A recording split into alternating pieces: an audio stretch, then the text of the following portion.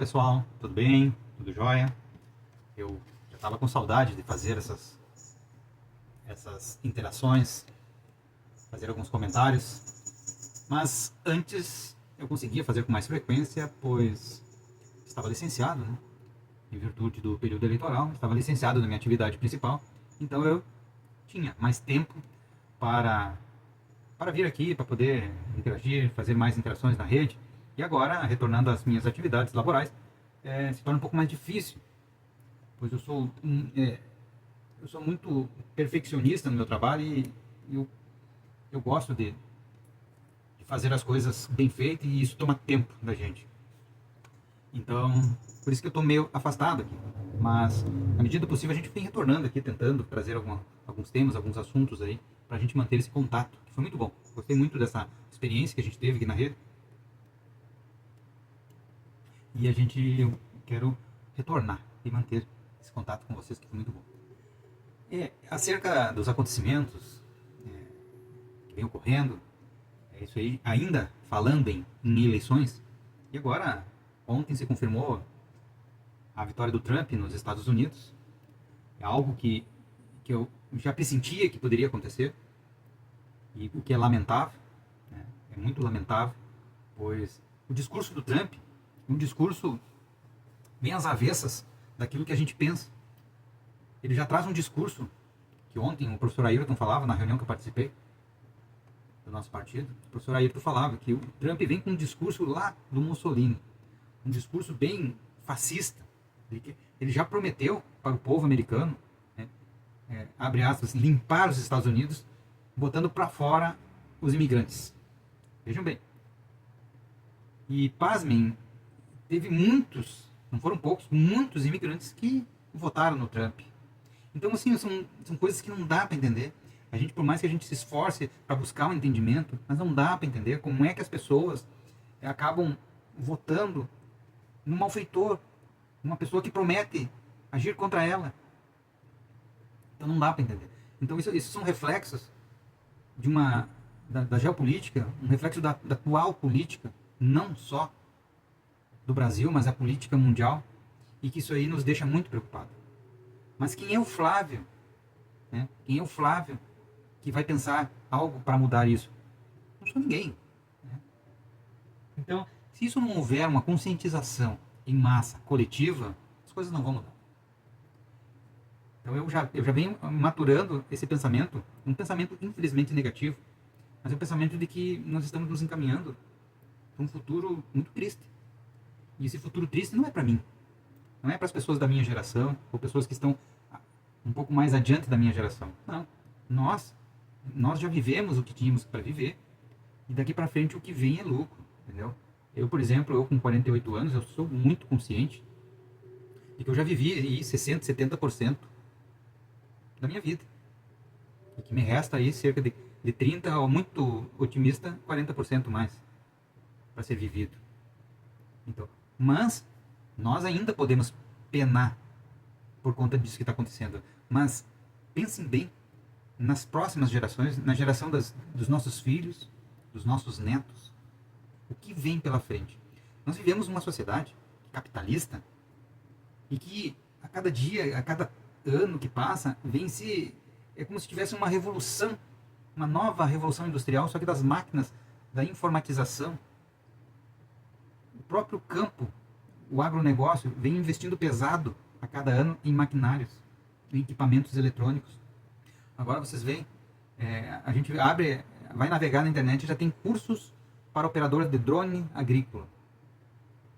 Drone agrícola. Então um drone vai tirar o trabalho de quantos homens, quantas mulheres, quantas pessoas?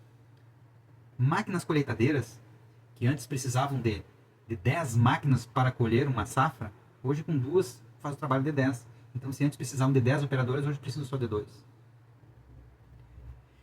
Eu estou dando essa pincelada porque nós vamos chegar num futuro não tão distante que a nossa maior disputa vai ser por vaga de emprego, porque não vai ter emprego para todo mundo. Já não tem. Hoje mesmo, assistindo o noticiário de manhã, eu vi um político comemorando, é alguém que ocupa um cargo no governo do estado, comemorando que se a pessoa perde emprego, ela abre um MEI e segue trabalhando. vejam bem, pessoal, isso aí não é motivo para comemorar. Tu se desemprega, tu tá no emprego, tu tem teu salário sagrado no final do mês, tu tem os teus direitos garantidos, tu tem direito a 13º, tu tem férias. Se tu te acidenta, tu tem um problema de saúde, tu tem um seguro assistencial, o INSS te assegura. Agora, se tu trabalhar, se tu perde o emprego, tu abre um MEI, que garantias tu tem que no final do mês tu vai ter dinheiro para pagar as tuas contas? Que garantias tu tem que tu vai ter o dinheiro para pagar o teu aluguel ou o financiamento da tua casa? Ou colocar comida na mesa para tua família? Não tem garantia nenhuma. Então, isso não é motivo para comemoração. Isso aí é um tapa-buraco que a atual política está encontrando, que já vem implantando desde do governo passado, já vem buscando esse recurso. Mas isso aí não é de se comemorar. Não é de se comemorar. Facilitaram, desburocratizaram. Hoje é muito simples tu abrir um MEI. Um celular na mão, tu acessa o GovBR ali, tu abre teu MEI e tu já segue trabalhando. Apto a trabalhar. Mas para isso tu tem que ter o trabalho. Alguém tem que te contratar. Tem que contratar teu serviço.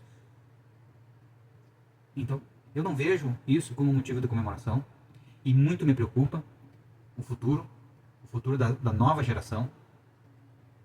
Muito se falava que a maior riqueza, a escassez, é da água. A água vai ser um produto muito valioso no futuro, concordo. Mas antes de chegar a esse ponto, eu já faço previsões de que a escassez maior vai ser do trabalho. Vai ser o trabalho para que as pessoas possam fazer a manutenção das suas famílias e garantir o sustento. Então, isso muito me preocupa. Só que essa preocupação não é coletiva. Essa preocupação ela é isolada. Eu não vejo muitas pessoas preocupadas com isso.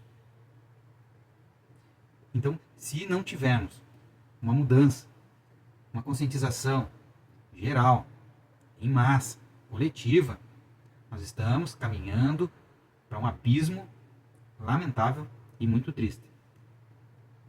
E eu falo isso não é por mim, como eu já disse, eu falo é para o futuro da nova geração, geração dos nossos filhos, geração dos nossos netos. Então é isso, pessoal. Mas essa conscientização ela já vem se fazendo desnecessária quando se tem uma eleição, né, para eleger os nossos governantes, os nossos políticos que irão trazer soluções para esse tipo de coisa que eu estou falando. São os políticos. Isso não vai mudar. Nós dependemos da classe política. Só que os políticos que vão trilhar o nosso caminho, que vão buscar soluções ou não, são os políticos que nós elegemos. Só que eu vejo uma despreocupação de muita gente, não é pouca, é muita gente, despreocupada com a política. Tanto que a abstenção só vem aumentando. E nessa eleição foi maior ainda. E não foi isolado, foi geral. Pelo simples fato que as pessoas pensam, não, eu pago uma multa de 5, 7 reais e está tudo bem. Cara, não é a questão da multa. É a questão que tu está abrindo mão de escolher, de eleger pessoas que vão trabalhar por nós. Então não é a questão da multa. E se o voto fosse facultativo, não é a questão de tu estar liberado de votar ou não. A questão é que isso aí é muito mais do que um dever, é um direito que eu tenho de ir lá e eleger, ou depositar meu voto na intenção de eleger alguém que vai representar aquilo que eu penso, os meus interesses da minha classe, da minha categoria, da minha família. Então é isso que tem que pesar num momento como esse. É isso que tem que ser pesado.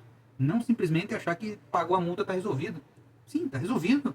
Né? Aquela questão com a justiça eleitoral se resolve no pagamento da multa. Mas e a vida da gente? Né? E tudo aquilo que envolve o meu dia a dia, o meu trabalho, né? Saúde pública, educação.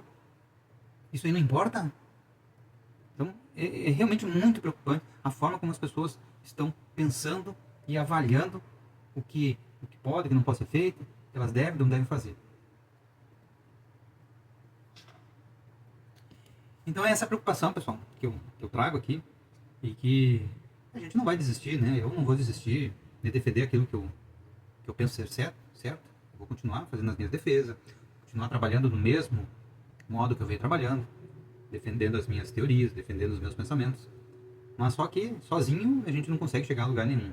E as pessoas estão muito individualistas, estão pensando somente em si, estão preocupadas com aquilo que mexe com ela e não com o coletivo. Eu quero dizer assim, para essas pessoas que deixam de pensar coletivamente. Se sozinho a gente não consegue resolver um problema, adianta reclamar? Reclamar, vamos falar da palavra reclamar. Reclamação. Reclamar é saudável. As pessoas devem reclamar daquilo que não está correto, daquilo que está nos deixando insatisfeitos. Devemos sim reclamar. Mas a palavra reclamação, reclamar ação. Não adianta reclamar se não tiver ação.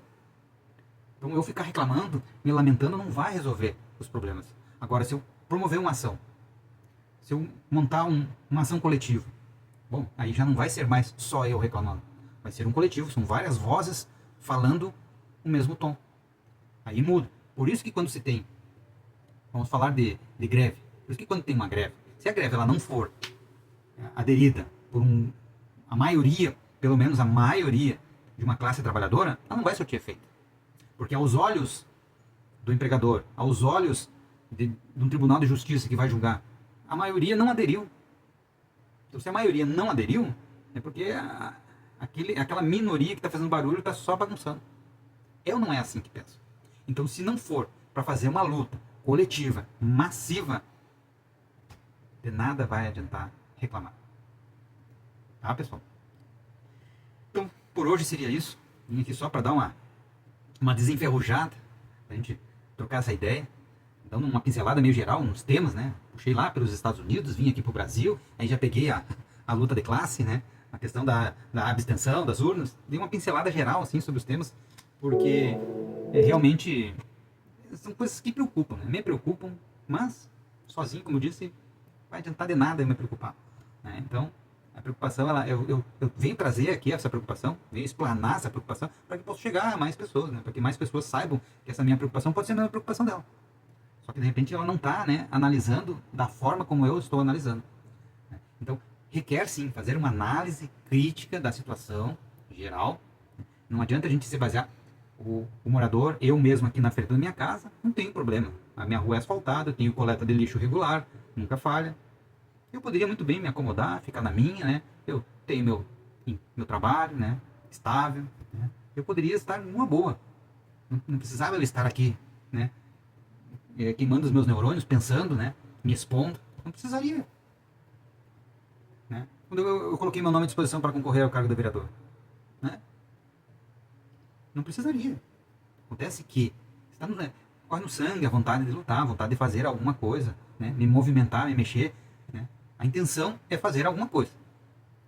Então, pessoal, vamos nos movimentar, vamos conversar mais, vamos seguir aqui conversando. Vou tentar interagir mais com vocês, trazer mais assuntos, mais temas, né? Essa semana foi muito atribulada para mim, foi muito corrido. Não consegui me atualizar muito de outros assuntos. Então eu vim aqui só para dar uma reciclada, né?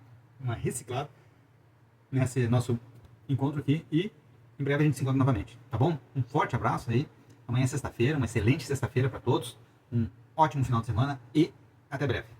Vamos lá. Avante, Alegrete.